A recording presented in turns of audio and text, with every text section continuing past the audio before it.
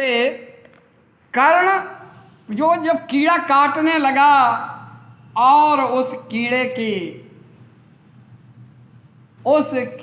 का काटना इतना दुसह हो गया और हिल नहीं रहे कि गुरुजी हमारे जग जाएंगे। लेकिन जब रक्त चला और परशुराम जग गए और कहा कि तू क्षत्रिय है, ब्राह्मण नहीं है, यानी इतनी वेदना ब्राह्मण नहीं सह सकता, ये स्वभाव से उत्पन्न है।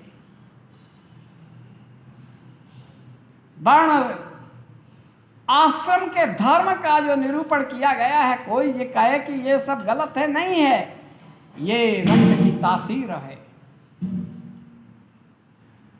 छात्र धर्म का उपदेश भगवान श्री कृष्ण ने अर्जुन को दिया कि क्षत्रिय क्या है। देख ब्राह्मण तमतया श्रुत मंत्रहीना, उस ब्राह्मण को धिक्कार है जो वेद मंत्रों से हीन है, वेद मंत्रों को सिद्ध नहीं किया, वो ब्राह्मण नहीं है। देख क्षत्रियम तमथया समरेति दीना, और क्षत्रिय को धिक्कार है जो युद्ध भूमि मैदान में दया दिखाए।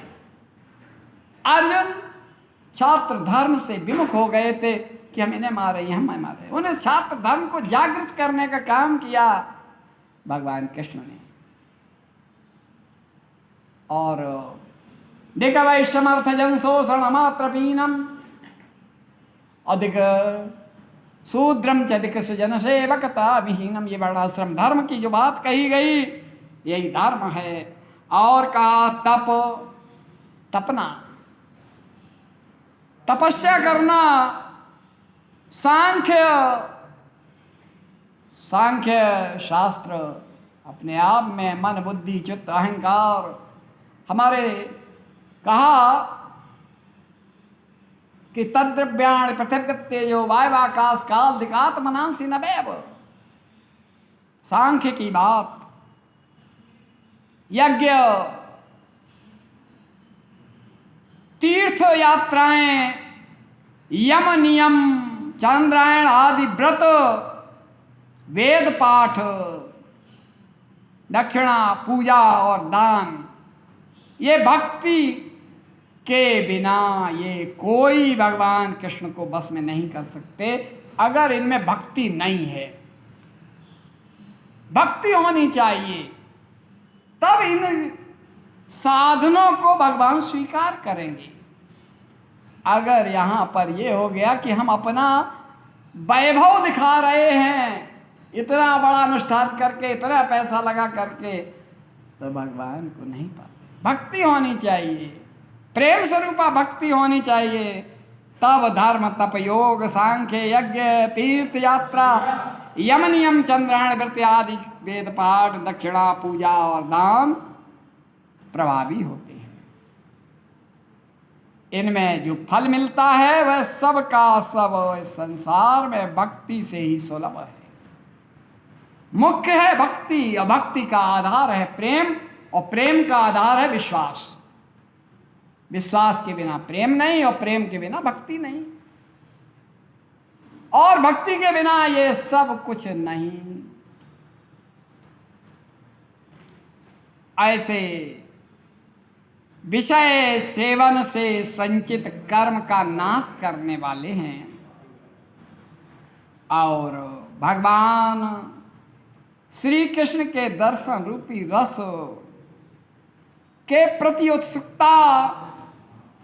और आपको बता दें कि ये जो गर्ग संहिता है ये कृष्ण कथामृत है। बताया था एक दिन हमने कि वो सत्य है।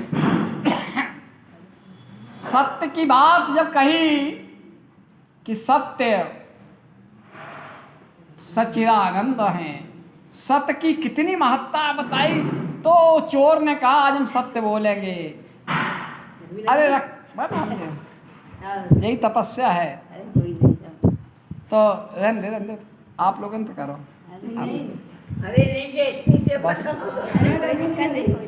तो बैठो बैठो बेटा बैठो बैठो अपने ऊपर का। तो कहा कि सद्गुणों से युक्त। ये नाम क्या है तुम्हारा? करिए पंडित जी का। श्रवण कीर्तन और जो नवदा भक्ति अलग अलग कही गई है उन सब का पालन करते हैं जब तो भक्ति का भाव प्रकट होता है। अब यहाँ पर विज्ञान खंड में, विज्ञान से तात्पर्य ये तत्व ज्ञान है ईश्वर के प्रति, सकाम और निष्काम कर्म की बात कही, सकाम और निष्काम भक्ति की बात कही और उनकी गतियों की बात कही। अब व्यास जी कहते हैं कि हे यादव, हे उग्रसेन,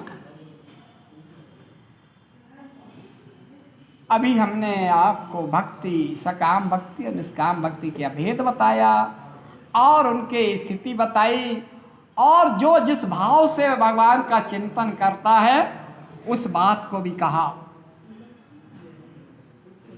अब पूजन विधि और नित्य कर्म की बात कही जाए तो भगवान का भक्त ब्राह्म मुहूर्त में उठना चाहिए। भक्त भगवान गोविंद, गुरुदेव और कश्यप आदि ऋषियों के नामों का उच्चारण करे और तत्पश्चात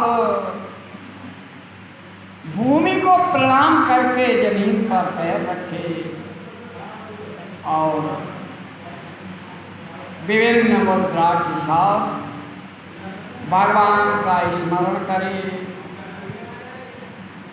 और फिर स्नान करे और स्नान करके भगवान का चिंतन करे और स्नान के बाद भगवान को स्मरण करते हुए षोडशोपचार पूजन करे और महाभोग निवेदन करे।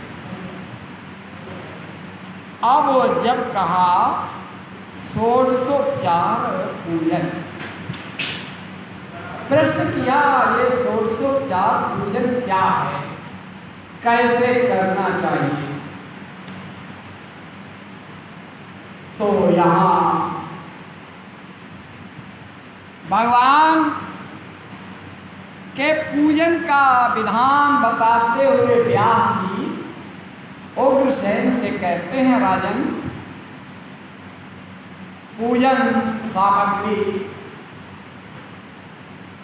और सुंदर वस्त्र को अर्पण करना, 16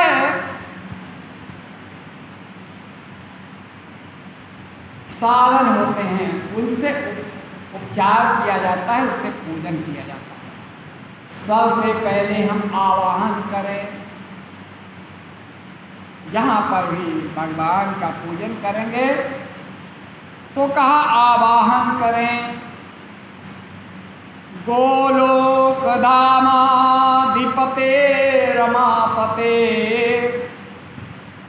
गोविंद दामोदर दीनवत्सल राधापते माधव शातकांपते सिंहासनेस्मिन् मम सम्मुखो भव। हे राधापते, आप मेरे सामने उपस्थित रहे, सिंहासन पर विराजमान हो। आवाहन, ये आवाहन मंत्र है। अब सिंहासन पर आसन बिछाया तो कहा, श्री पद्मरागे स्तोदूत पृष्ठम महारवैडूर्यखचित पदाब्जम वैकुंठ वैकुंठपते ग्रहाणो पीतम तड़ित घाटक कुंभखंडम। एक कलश के रूप में वहाँ पर इसकी स्थापना करेंगे, कुंभखंडम, घड़े की कलश की तरह और उस आसन पर भगवान को विराजमान करेंगे। पीला आसन, क्या कहा? पीतम तद्घाटक कंबखंडम, कलश से युक्त सुवर्णमय आसन में फिर पाद्य उनके चरणों में प्रणाम करेंगे, जल समर्पित करेंगे कि परम में स्थिते निर्मल रौक्म पात्रे समाहकम बिंदु सरोवराधि योगेश देवेश जगन्निवास ग्रहण पाद्यम प्रणमामि पादौ। उनके चरण कमलों में जल छोड़ेंगे, पाद्य, और कहेंगे कि इस एक बूंद में भी बिंदु सरोवर आदि, इसमें सरोवर की भावना रखें। अब अर्घ देंगे, तो अर्घ का मंत्र है जलज चंपक पुष्प समनवितम विमलमर्गनदर्शितम प्रतिग्रहण रमा रमण प्रभो यदुपते यदुनाथ यदुत्तम। आप भगवान को इतना करके स्नान कराएं, तो कहा स्नान का मंत्र कि काश्मीर पाटी रविमिश्रतेन सुमल्य कोशीरवता जलेन स्नानं कुरु त्वं यदुनाथ देवो गोविंद गोपालक तीर्थपाल। स्नान करा के पुनः मधुपर्क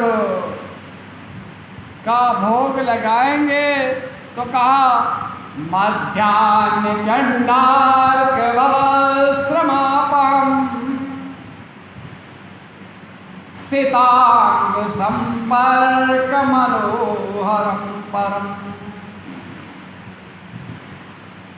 ग्रहण विष्णु मधुपर्कमेनं संदेश्य पीतांबर शाश्वतां पते।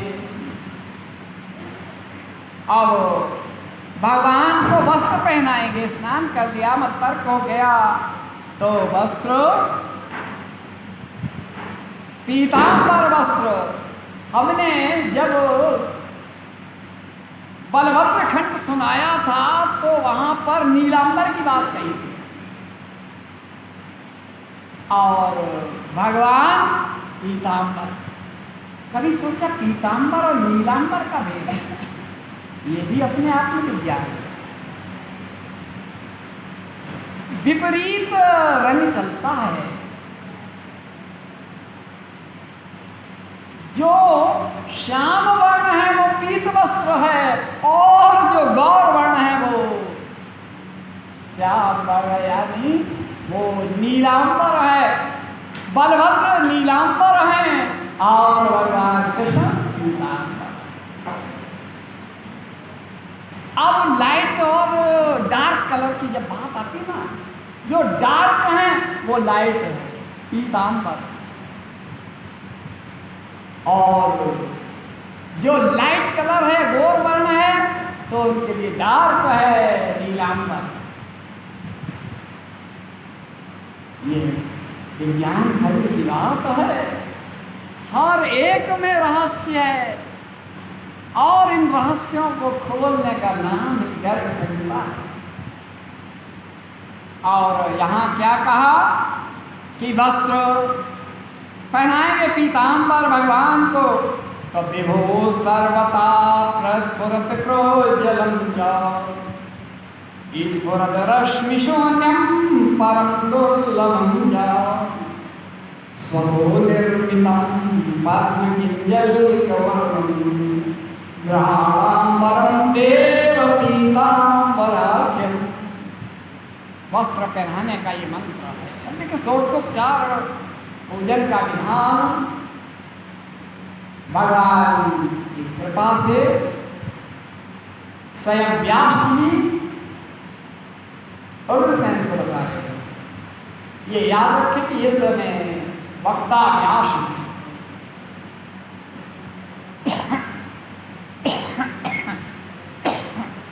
अब यज्ञोपवीत अर्पित करेंगे तो कहा सुवर्णाभमापीत वर्णम सुमंत्रैः परम प्रोक्षितं वेद विनिर्मितं च स्वं पंचकार्येषु नैमित्तिकेषु प्रभु यज्ञोपवीतं ग्रहण।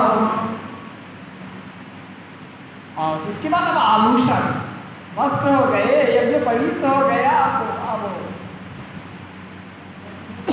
आभूषण भगवान को आभूषण पहनाते हैं, माला पहनाएंगे, कुंडल लगाएंगे, सारे आभूषण। तो कनक रत्नमयम मय निर्मितम मदन रुक्कदनम सदनम रुचाम औषधपूष सुवर्ण विभूषण सकल लोक विभूषण गृह्यता। आप ग्रहण करें आभूषण प्रभु। अब कहा गंध, गंध यानी धूपबत्ती का कहना जो चलाते ना गंध, तो कहा गंध का अर्पण करेंगे कि संध्येन्दुशोभम बहुमंगलम श्री काश्मीरपाटीरकपङ्कयुक्तं समण्डलं गन्धजयं गृहाणो समस्तभूमण्डलवारिहारं। हे प्रभु आप इस गंध को ग्रहण करें। अब अक्षत, अक्षत कभी सोचा है अक्षत? हाँ, मैंने नहीं, छत मैंने पूजा। अक्षत चावल अंग्रेजी में एक नाम है राइस सेट, लेकिन हमारे यहाँ ऐसा नहीं है। पूजा की थाली में वह अक्षत है, और वैसे वो तंदुल है, और जब पक जाता है तो वो फिर चावल नहीं कहा जाता, तंदुल नहीं कहेंगे, तब वो भात हो जाता है। तंदुलानोदनम पचती, चावल से भात रांधा जाता है तब वो भात हो जाता है। और अगर उसमें आपने दूध डाल करके शक्कर मिला दी तो वो खीर हो जाएगा, फिर न चावल रहेगा, न भात रहेगा, न अक्षत रहेगा। और उसमें अगर दूध की बजाय गन्ने का रस मिला दिया तो रस खीर हो जाएगा, रसयावर हो जाएगा। दाल मिला दी, नमक डाल दिया तो वो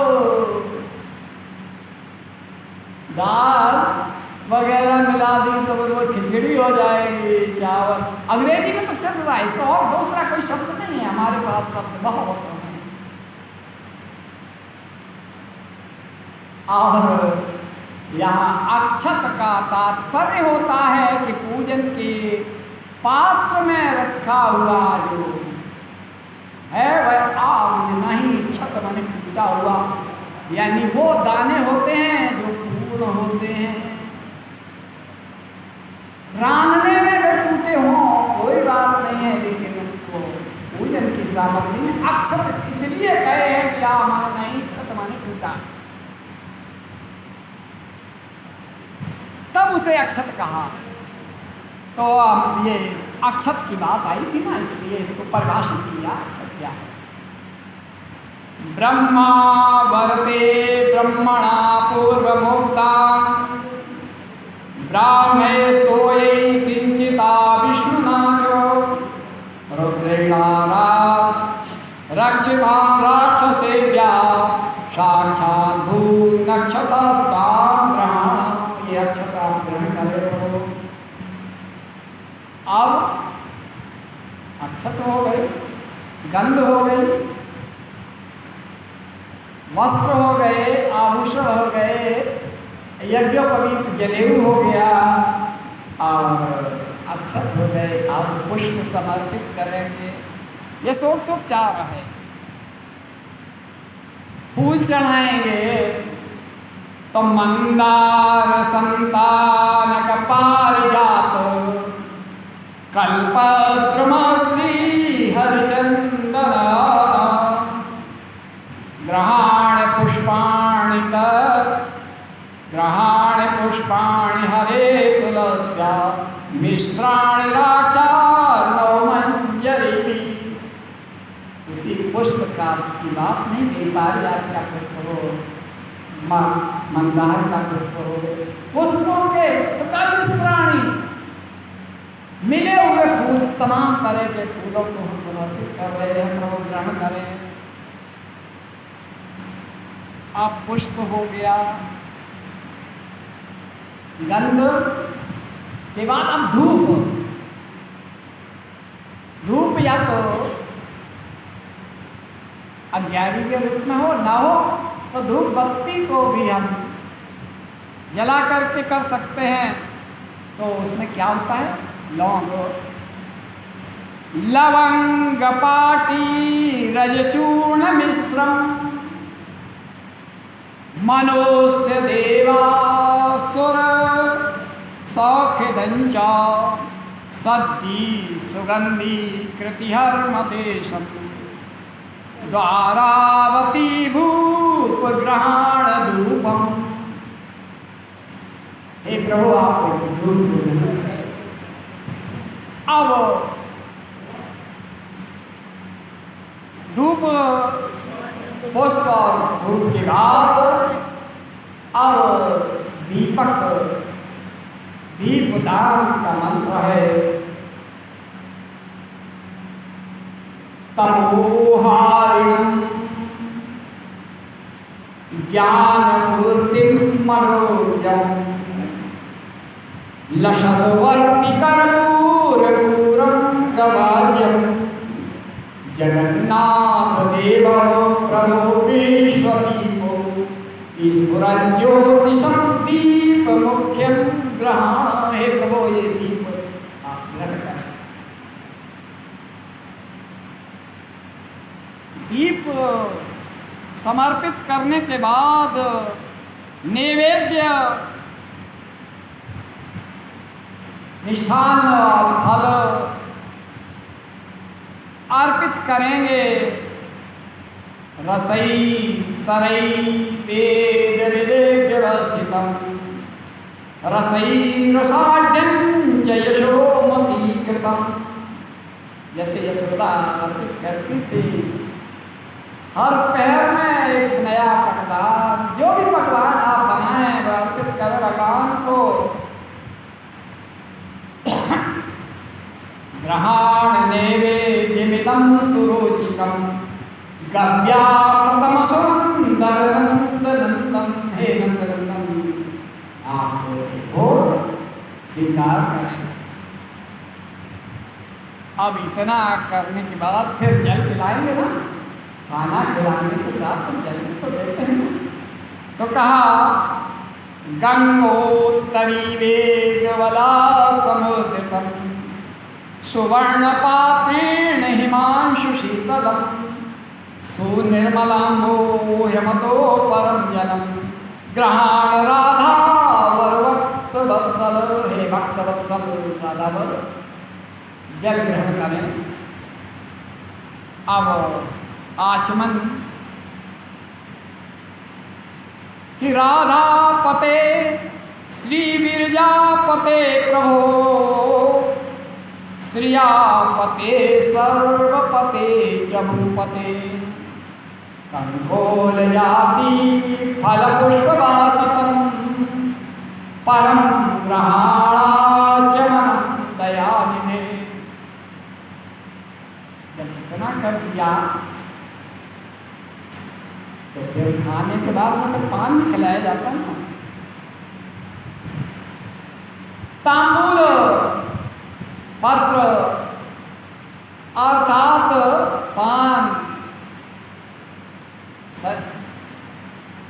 जी हाँ ध्यान मग्न हो गए।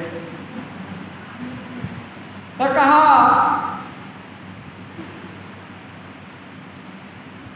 हम समझ गए भगवान के पूजन का विधान चल रहा है, तो तन्मय हो गए। कहा क्या कि जाति फलैला सुलभंगनागो बल्ली दलै पूर्व फलिश्च संयुतम मुक्ता सुधाखादिरसारयुक्तम ग्रहणताम्बूलमिदं रमेश। अब आपने पान समर्पित किया, भगवान को पान खिलाया, भोजन खिलाया, जल खिलाया, आचमन कराया, फिर पान खिलाया, और फिर अब मुद्रा दक्षिणा भगवान को मुद्रा दिया जाती है।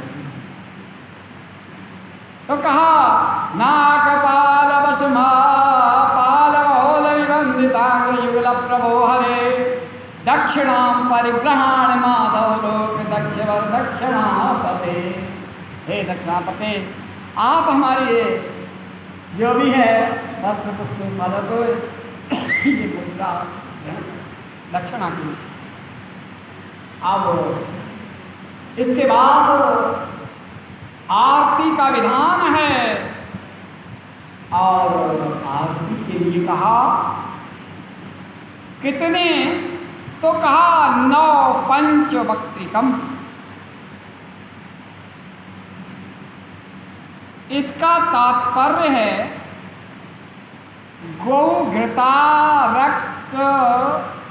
गौघृताक्त 9 पंचवक्त्रिकम, यानी गाय के घी से भींगी हुई कितनी 9 पंच, 9 और 5 अर्थात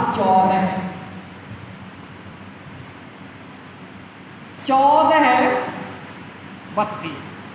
तो कहा प्रस्फुरत परदीप्ति मंगलम गोघृताक्त 9 पंचवक्त्रिकम बाती, बाती आर्तिकम परिग्रहण चात्यम पूर्ण कीर्तन सभी कृतावने। अब भगवान की अनुकंपा से व्यास जी कहते हैं कि आप भगवान का प्रणाम करें। कैसे करें? तो कहा नमोस्तनंताय सहस्रमूर्तये सहस्रपादाक्षिशिरोर्वाहवे सहस्रनाम्ने पुरुषाय शाश्वते सहस्रकोटि युगधारिणे नमः। ये बड़ा महत्वपूर्ण मंत्र है। यहाँ कहा जो अनंत हैं, सहस्र विग्रह हैं, एक रूप नहीं है, सहस्र विग्रह। क्या कहा? नमोस्तनंताय सहस्र मूर्तये, सहस्र मूर्ति, सहस्र पादाक्षिरुष शिरोर्वाहवे, जिनके हजारों पैर हैं, सिर हैं, जंघाएं हैं, बाहें हैं, और जिनके सहस्र नाम हैं। ऐसे भगवान सहस्र कोटि युगधारिणे नमः, जो कल्प कल्पांतर को धारण करने वाले हैं, ऐसे भगवान। फिर प्रदक्षिणा करें, प्रार्थना के बाद फिर प्रदक्षिणा। समार्थ तीर्थ यज्ञ दान पूतिकादजम फलम लभेत परस्य शाश्वतम करोति यह प्रदक्षिणा। जो भगवान की प्रदक्षिणा करते हैं, परिक्रमा करते हैं, संपूर्ण तीर्थ यज्ञ दान और पूर्त कुआ बावली और पोखर आदि खुदवाने, बगीचा लगवाने का जो फल है वह परिक्रमा से पूरा हो जाता है। अब सब कुछ हो गया, अब याचना करेंगे कि हरे मत समापात की नास्ति भूमौ। हे प्रभु, मेरे समान कोई पापी इस संसार में है ही नहीं, सबसे बड़े पापी हम हैं। हे हरे, हरे मत समापात की नास्ति भूमौ तथा तत्समो नास्ति पापापहारी। और आपके समान कोई पाप का हरण करने वाला नहीं है। आप हरि हैं, हारी हैं, हरण करने वाले हैं, हमारे पापों का हरण करें।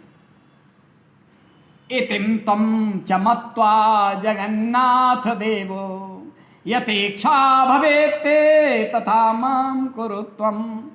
जैसा उचित हो वैसा करे।